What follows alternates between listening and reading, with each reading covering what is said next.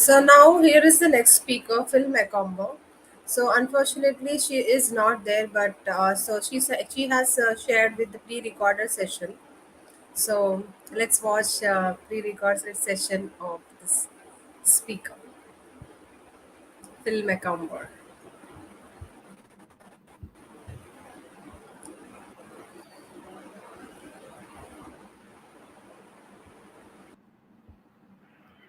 Here I am introducing Phil Macomber. Phil Macomber, since completing a fellowship at Johns Hopkins Hospital, Kennedy Krager Institute in 1988.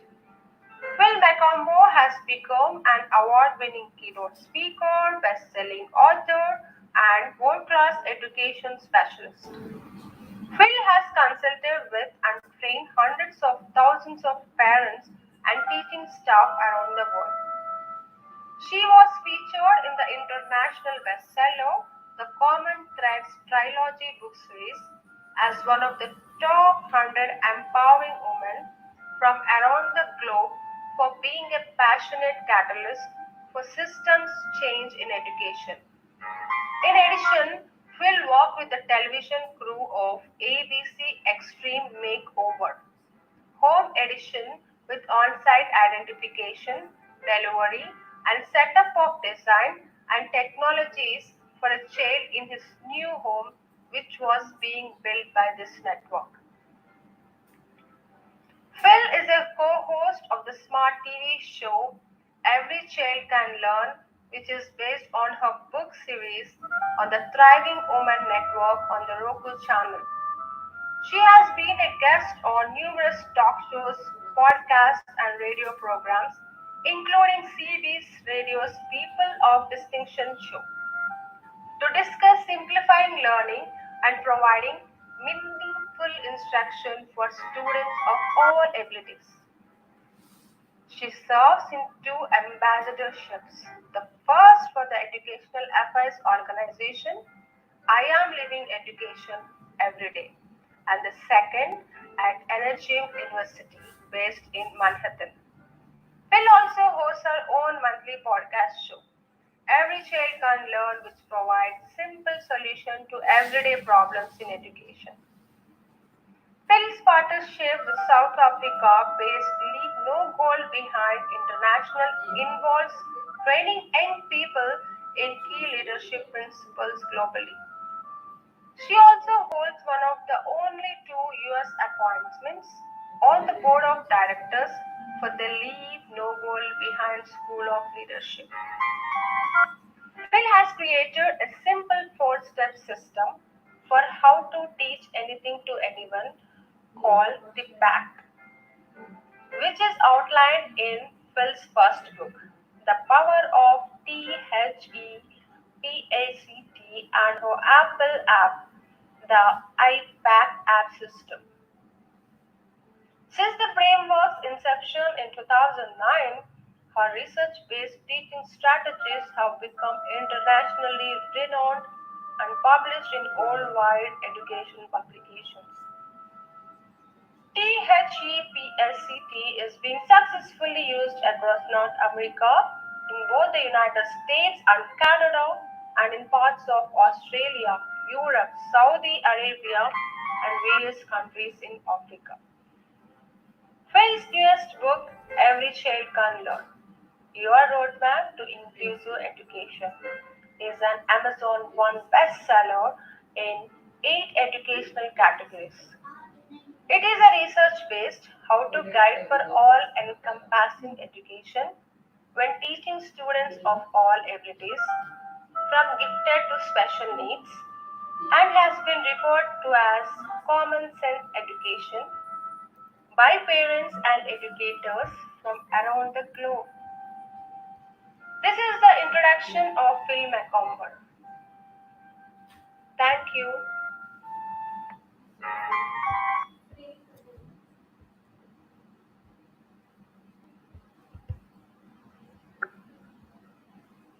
Hello, this is Phil Maycomer, author of the Every Child Can Learn book series and the book The Power of the Pact. I am also the TV co host of the smart TV show Every Child Can Learn on the Roku channel, a keynote speaker, podcast host of Every Child Can Learn, and education specialist.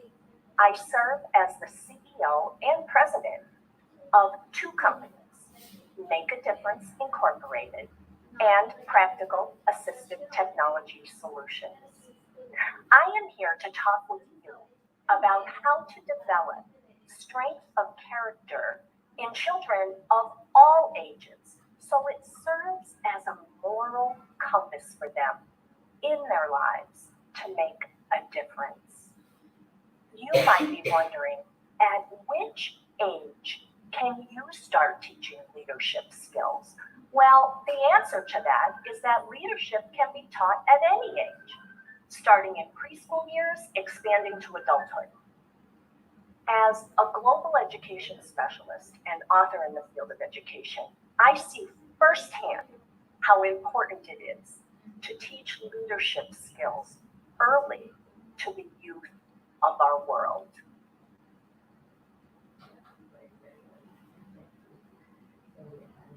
Regardless of where you live, children and adults need to be explicitly taught how to establish a clear vision and then share that vision with others as it relates to social responsibility, global awareness, and global citizenship. Specific to teaching children around the globe to be empowered, studies show that teachers are one of the most powerful influencers for children all the way through their high school years. This is why teaching leadership in K through 12 education as part of the school day or offered in after school programs is so essential. Also, I am a big believer in the fact that leadership starts at home. I was adopted from St. Joseph's Orphanage when I was 7 weeks old into a wonderful Italian family. I was raised with an abundance of love and always had a real sense of belonging and true voice in my family. My parents, grandparents, aunts, and uncles taught me through simple and practical life lessons about how to grow as a leader and make a difference in life.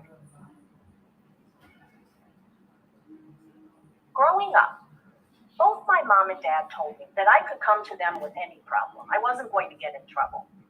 They went on to explain that we were only going to talk about that problem for 5 to 10 minutes. And the remainder of the time, we would focus on possible solutions.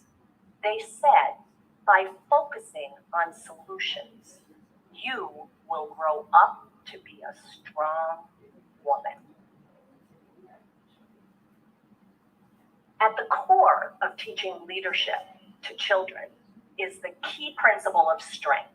Strength is not only a physical attribute, it's an emotional quality necessary to have power in your life to make a difference in this world. Strength not only helps a person deal with situations or events that can be controversial, distressing, or very difficult, but it is also critical to unlock your leadership potential.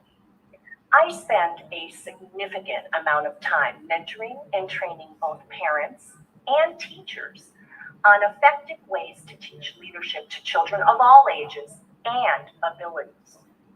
Many of the strategies that I teach align with the philosophy that my own parents embraced in our family when raising me and my sister.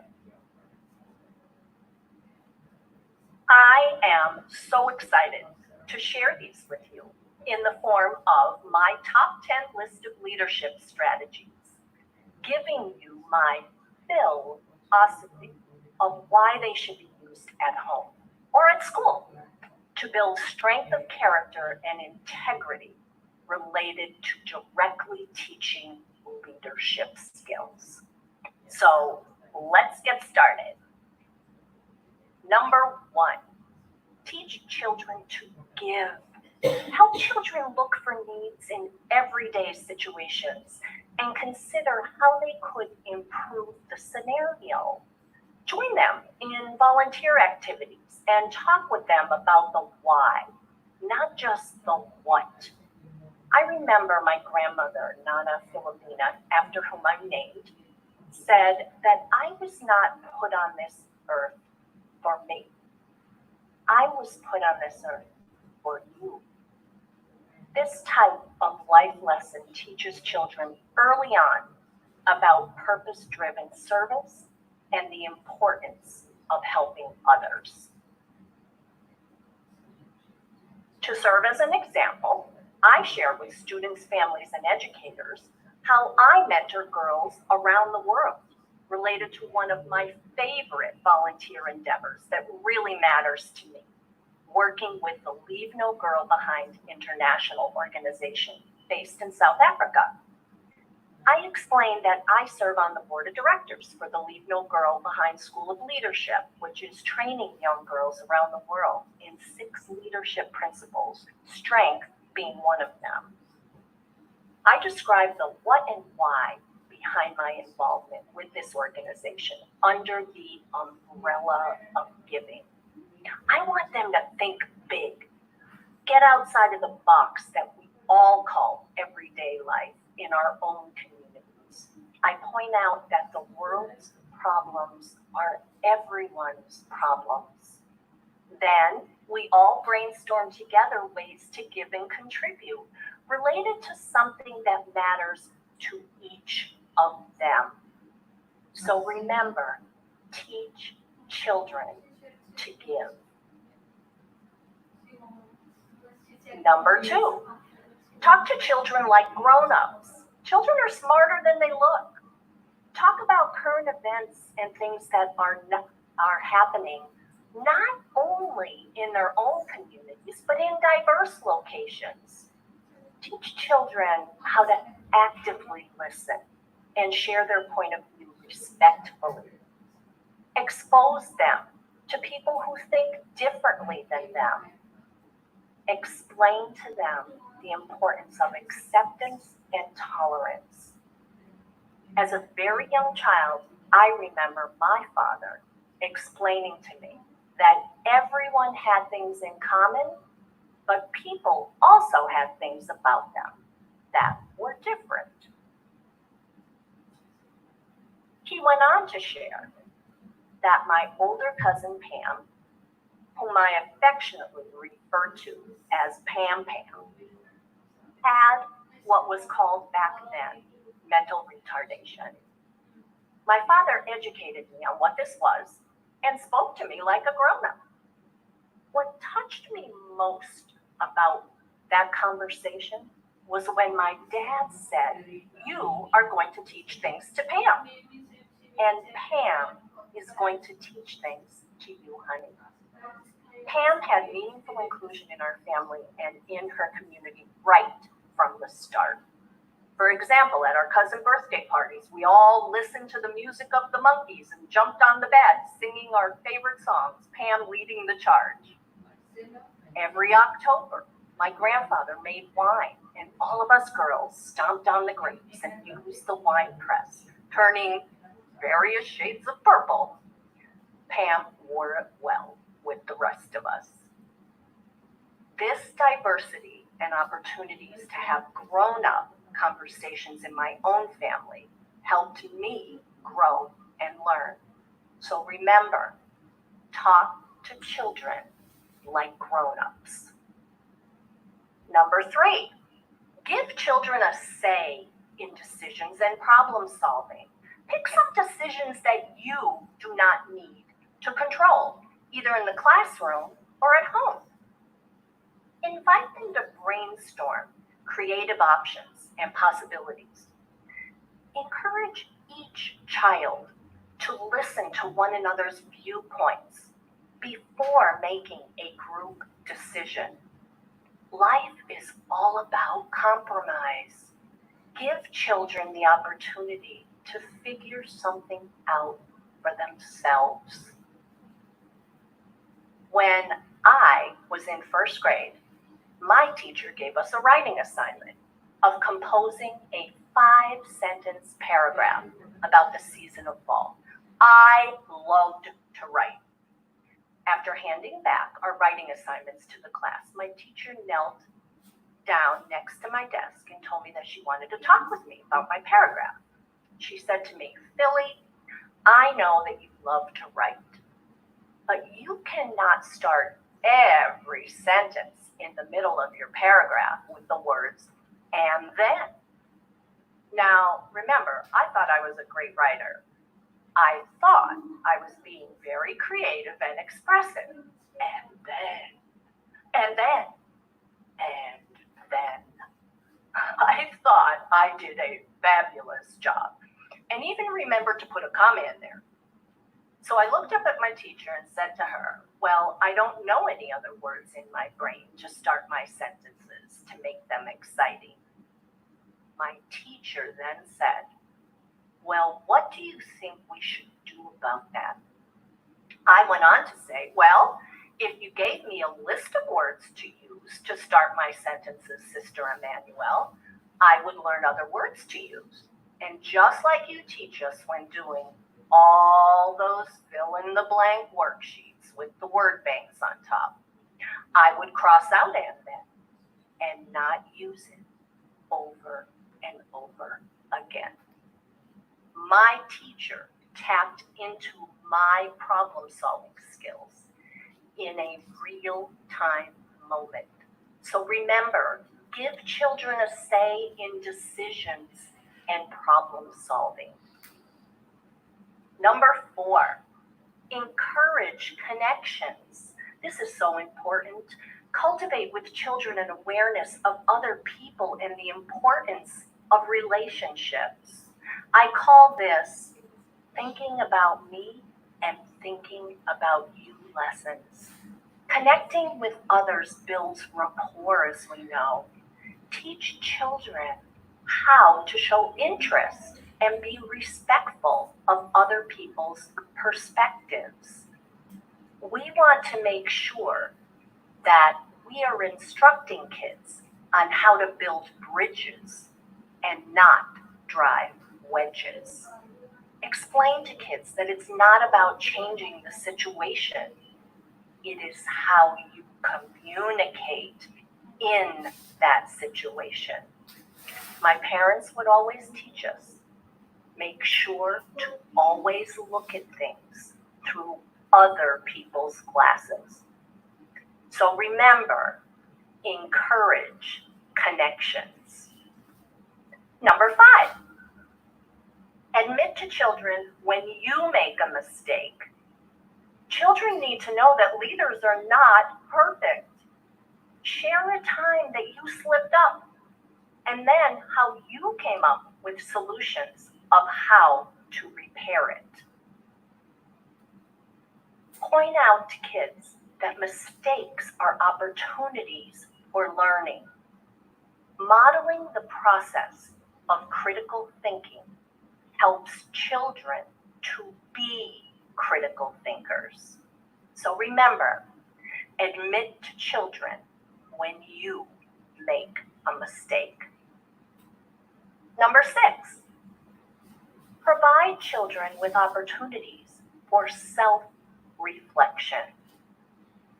Teach children how to establish a habit of self-evaluation, looking inward. Self-reflection centers on self-awareness, right? And being what I used to call as a kid, fess up honest with myself. Explain to children how you do self-reflection to show them that you are still growing too. By doing this, you are helping children understand and recognize that they are lifelong learners. I'd like to share a self-reflection exercise that I do daily that has truly helped me grow as a person. I teach this self-reflection exercise to students, teachers, and families. It is what I call my 3-3 exercise. Let me describe it to you. After I model a lesson, complete a mentoring and coaching session, facilitate a meeting, give a keynote, or drift off to sleep at night, I go through listing in my mind the 3 things I felt that I did to meaningfully make a difference serving others. Then I list the 3 things I should work on to make a better difference or simply to be a better person. I can guarantee you that I will complete this exercise after I complete my talk with you during this WYN Leadership Summit. So remember, provide children with opportunities for self-reflection. Number 7, teach gratitude. When we teach children that gratitude changes your attitude, we are helping them become better human beings and happier in life. Gratitude is associated with more positive emotions. I teach that if you are feeling overwhelmed or down in the dumps, being grateful is the solution to turn things around. By doing this, you will teach children 2 important leadership qualities in life: empathy and compassion. So remember, teach gratitude. Number 8, nurture a love of reading. Read together and talk about the characters and the relationships in the stories.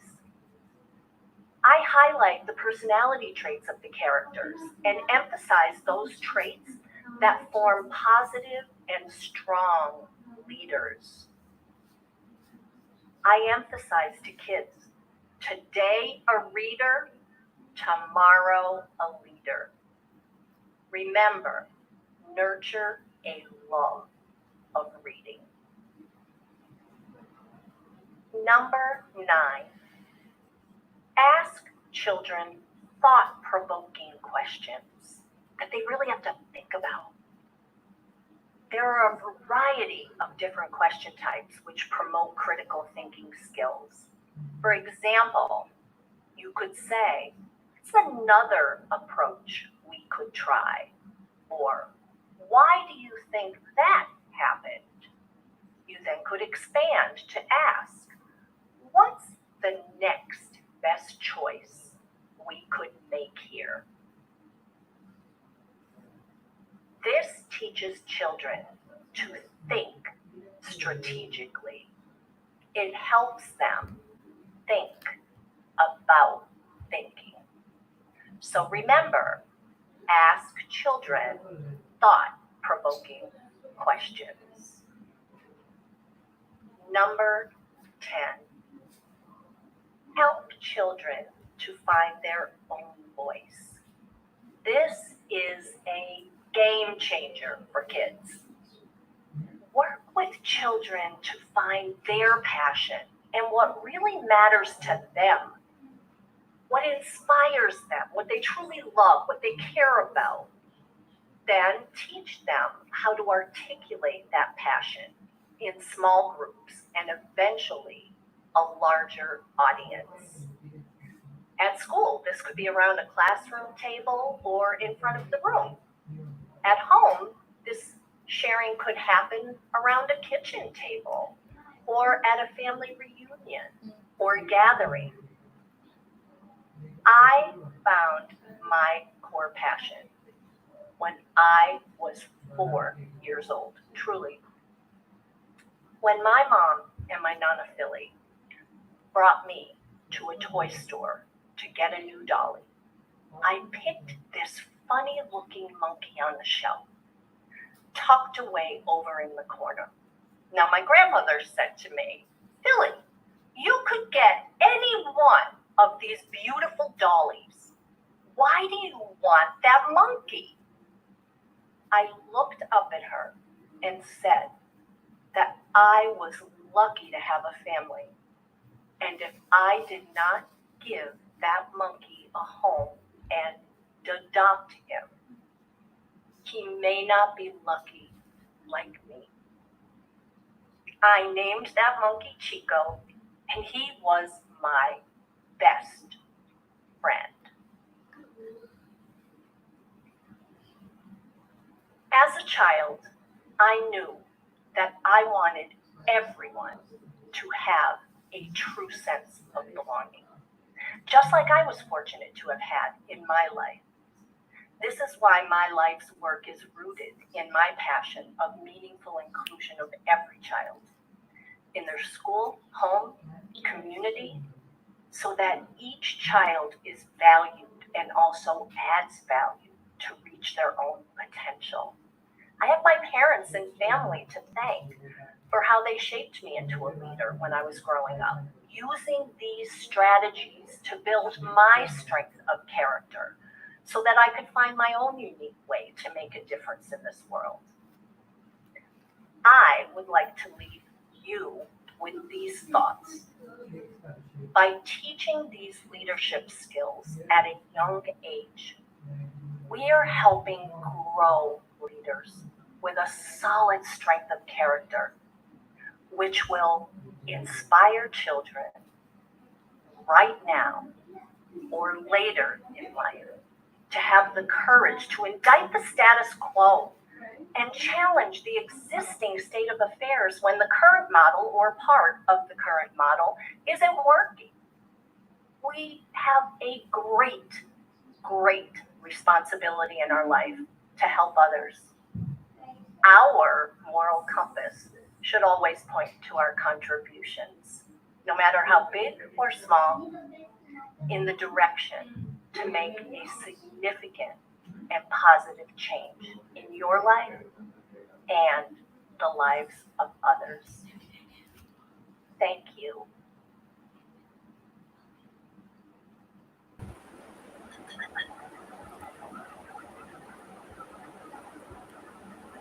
Thank you so much, Phil Macomber, for the beautiful presentation. So, if anyone have questions, so please email. Can you please send us so that we can email to Phil Macomber? So let's not wait. Let's jump into the another speaker.